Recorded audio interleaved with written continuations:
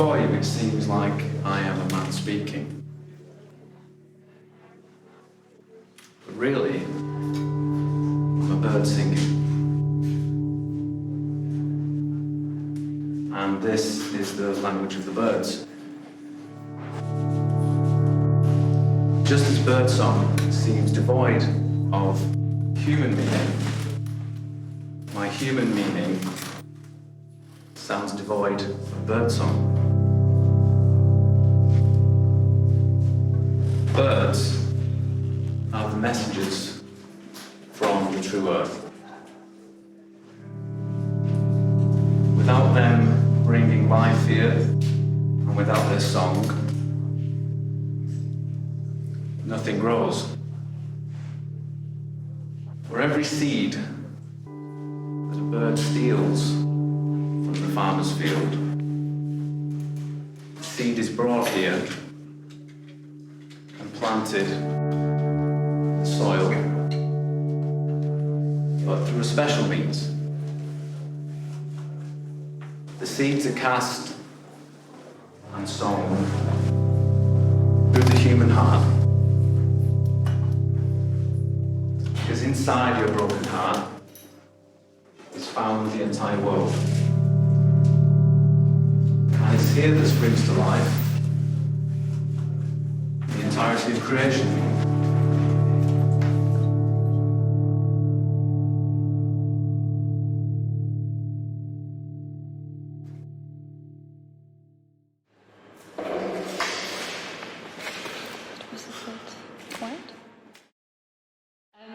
Okay, I'll start with maybe a little unusual thing.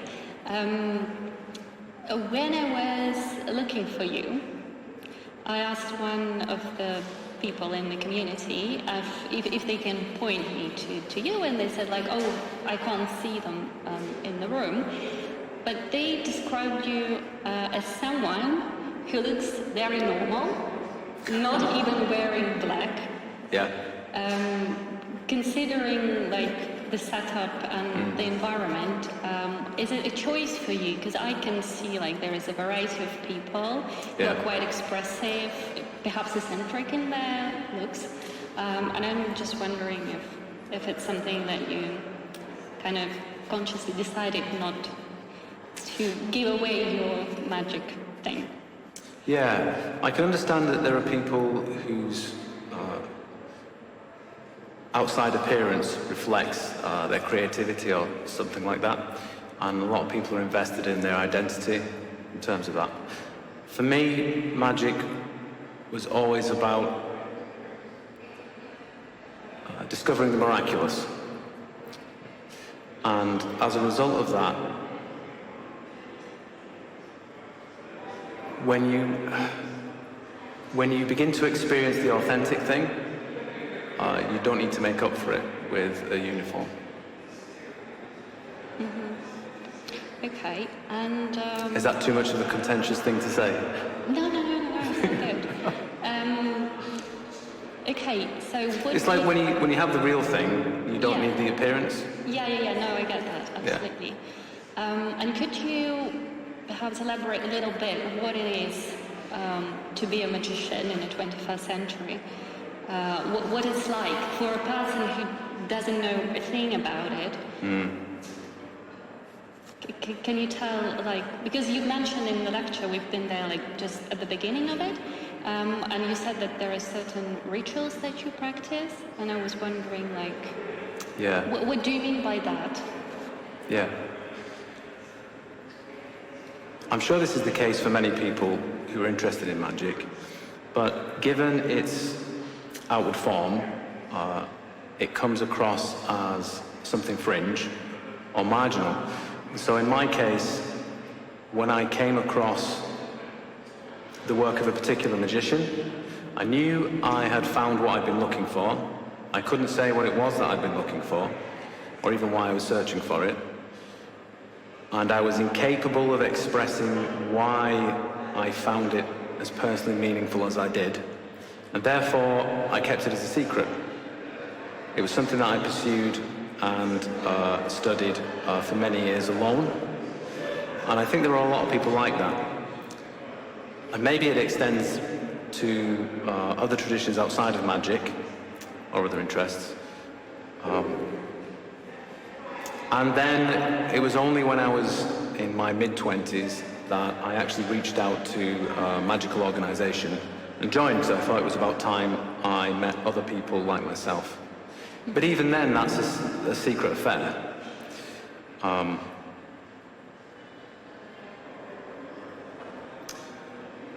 It can be difficult to understand what the real nature of magic is, because the irony is people appreciate that it's esoteric. Esoteric means something secret. So in many of the world's traditions, there are esoteric strains within those traditions. So even in Buddhism, we find esoteric Buddhism, and so on. And the idea there is that there's a secret behind how they present themselves, these traditions. And only someone who is initiated into the mysteries that that tradition represents gets to encounter that esoteric side. Does all that make sense? Yeah. Now, the same can be true for magic. So, although there's the appearance of being esoteric, most of what passes for magic isn't esoteric at all. Okay. So even once meeting other people interested in magic, you discover that there are a lot of people interested in it for lots of different reasons. Some of them, it's about their expression of their identity and belonging to a certain group. There can be all kinds of reasons. For me, it was always about this idea of the great work, which is a very old idea, and therefore my interest in being a magician, you might say, has the same concerns as a magician that lived in the archaic world. It's the same concern. And in some ways, understanding magic means recognizing that really you're giving birth to the old, the primordially old, right, in the new. So it means reaching back into the deep past and bringing that back here, such that there's a new expression of it, but it's a chain or a line that's going back into the deep past.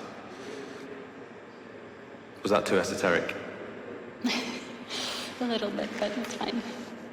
Okay, so you mentioned that, like, secrets make a big part of it, right? Yeah, yes.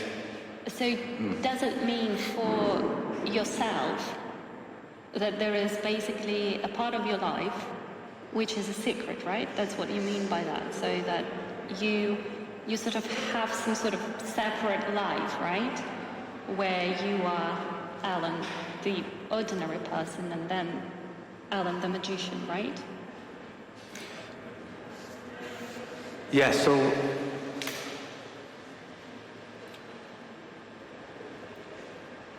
one's first encounter with magic is like keeping a secret. So in that regard, you're reflecting that nature of things being esoteric.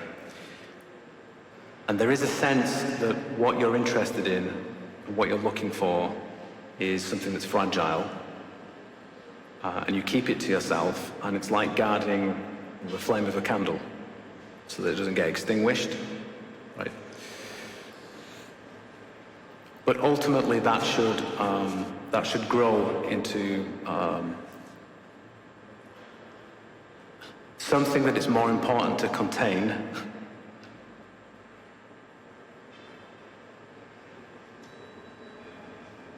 in case those people that aren't ready to encounter the nature of magic and the esoteric, right, are accidentally exposed to it.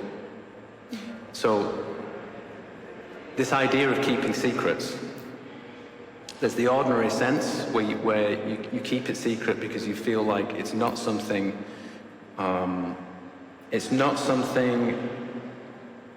to be attacked by people who don't understand it. So you keep it to yourself and you cultivate it over time. But really what we're talking about is ultimately who and what you are, right? And whom what you are starts off internally as something that feels very fragile. It might even feel very dim.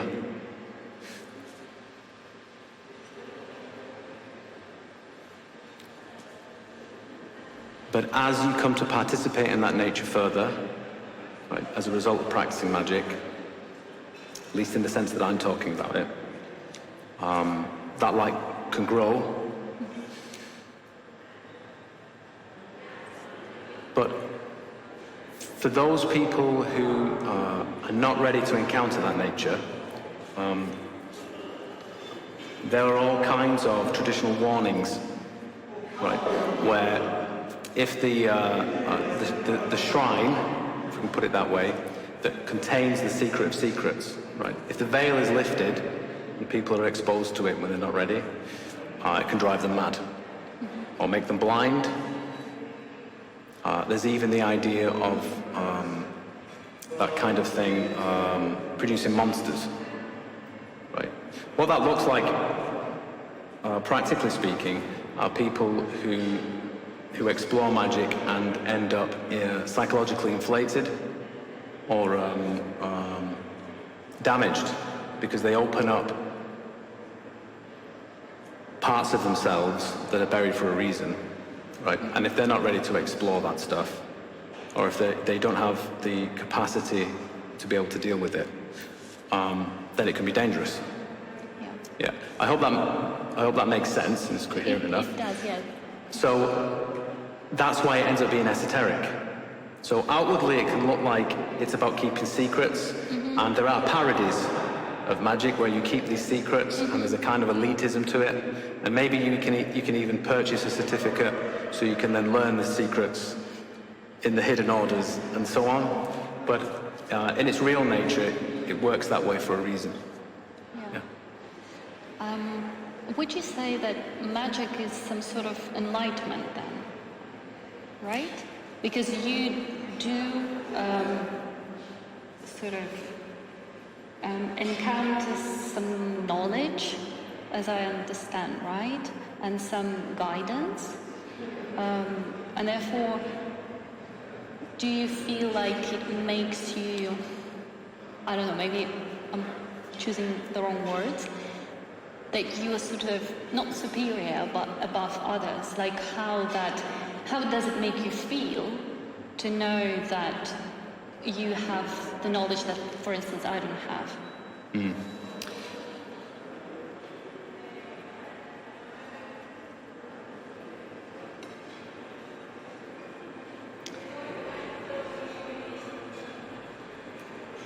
The idea of the great work in magic, right, is an alchemical term, and that was hidden.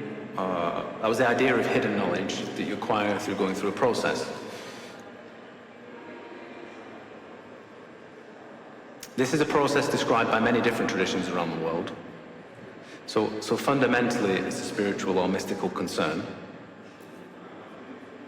And what normally passes for practical magic is something that's found in all of the world's wisdom traditions anyway. You can't really separate the two in the way that some people like to think that you can.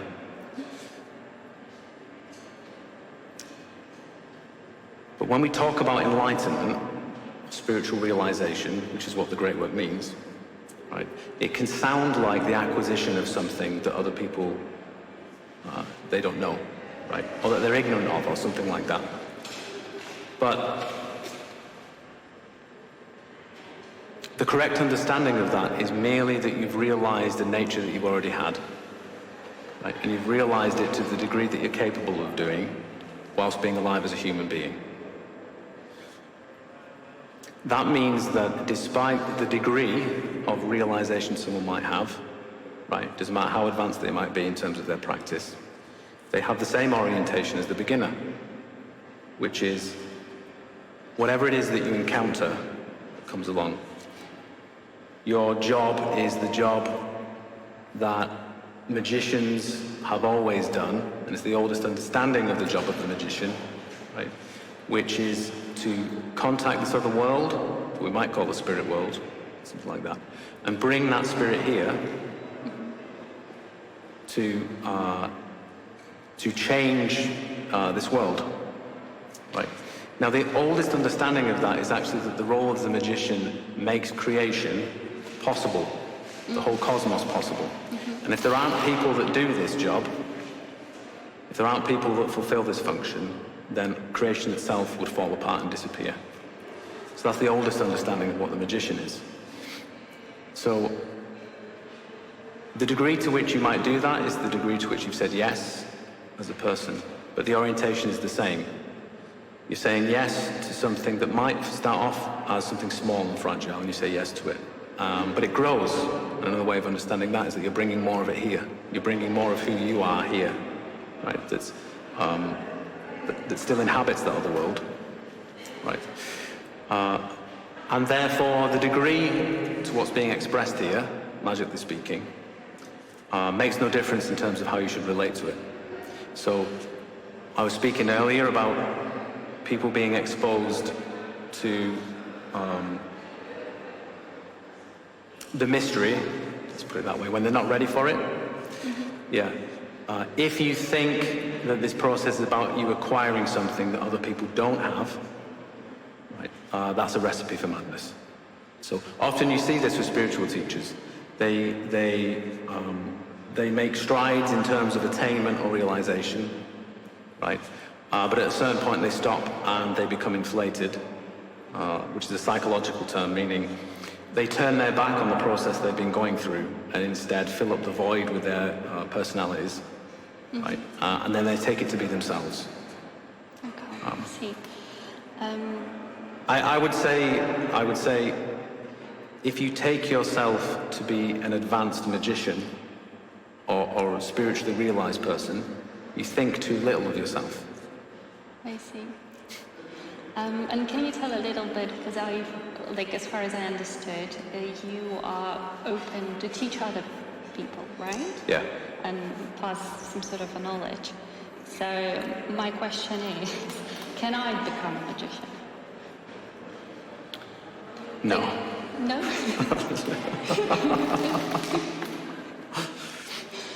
What kind of requirements are there, for to be your student, basically?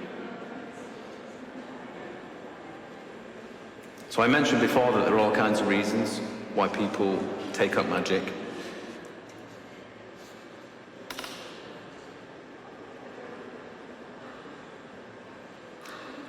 For me,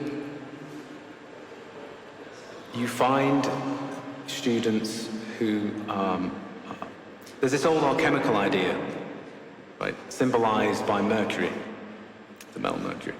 And Mercury is considered to attract like to like.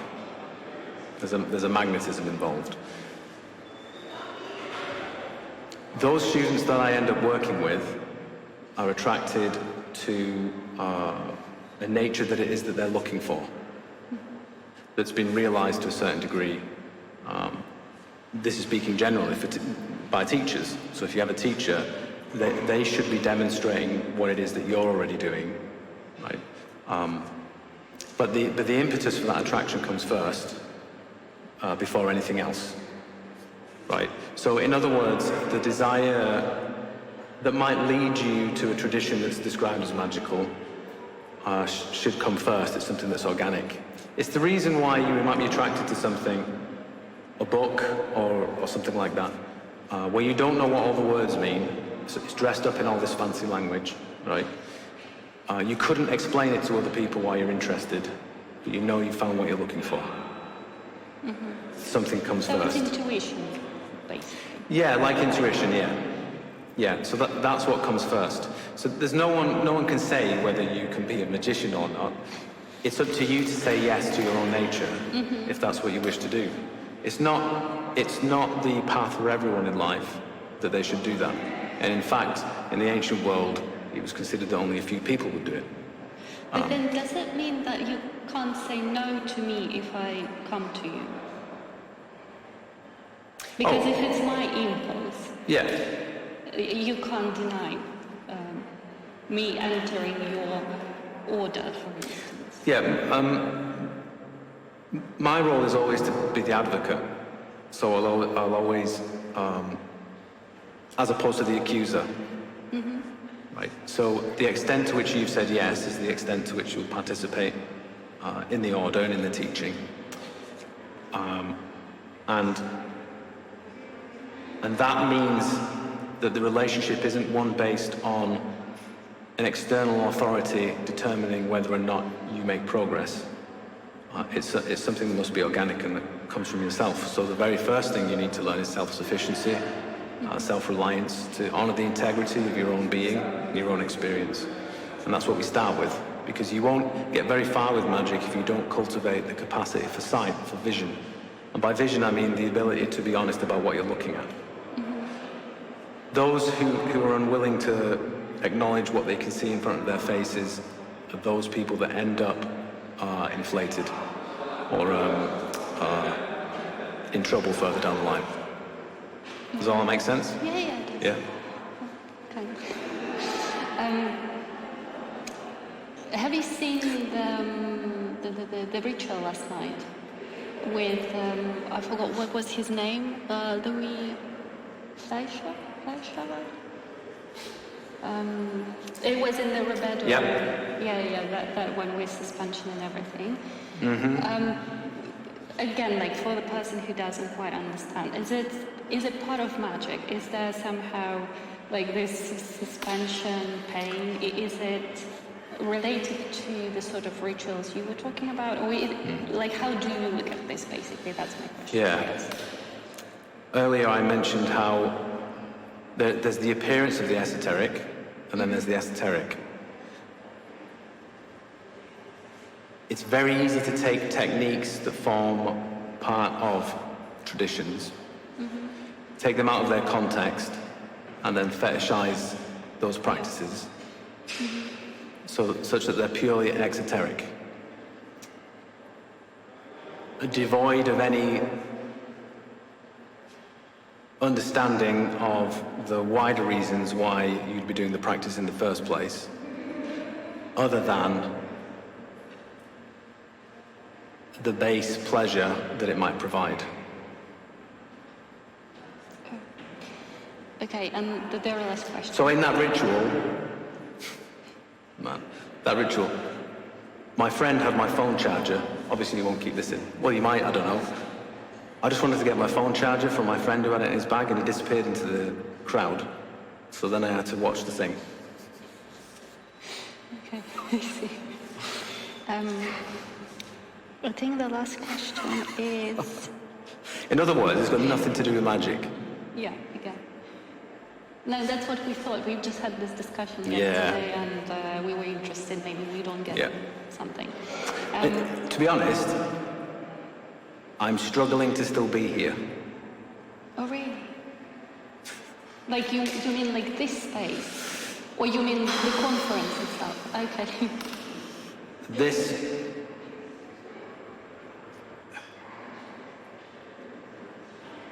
So I've been here for 3 days. This is the third day.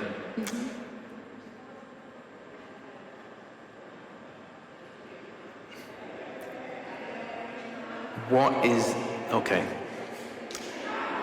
Here's another exoteric version of magic. It's the idea of transgression. Right, so the idea is that if you transgress taboos, you'll gain some degree of liberation or power from that. Right?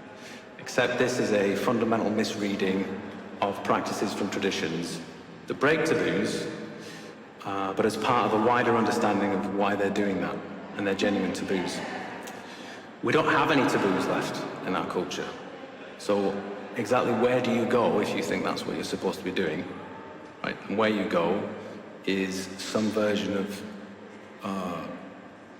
hell. And if you live in a space like that long enough, that affects you, doesn't it? And for 3 days, this being the third day, I've had enough of it. So you're not coming next year then? Well, if I tell you the truth, I only came here. I received an invitation and I was grateful for that invitation. You know, it was nice that someone invited me. I was puzzled why they invited me. But the only reason I came here is because I was told to come here in a dream. And maybe it's just because there has to be one person who will speak on behalf of something good, something real. I see. I don't know. Okay. I don't know how much of this you're going to keep in your documentary.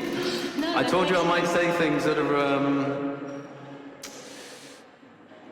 I doubt anyone else will be saying this stuff, but I don't know how you can't look at this and wonder what is happening, what's happening here. You mean with... Not just this, but like we're in a deindustrialized building. Mm-hmm. Europe is currently undergoing deindustrialization. It's the end, of the way that we've lived. And what we find at the furthest limits of that deindustrialization is, the extreme limits of a transgression that just doesn't go anywhere anymore. And it's just pure spectacle. Mm-hmm. Flirting with things like pedophilia, like it's edgy. I've got to be honest, I didn't think it was going to go in this direction, this interview. But I think it's symptomatic of where we are. But it doesn't have long left. As soon as the food disappears, and as soon as people can't keep warm anymore, all of this decadent indulgence goes away, because it's not real.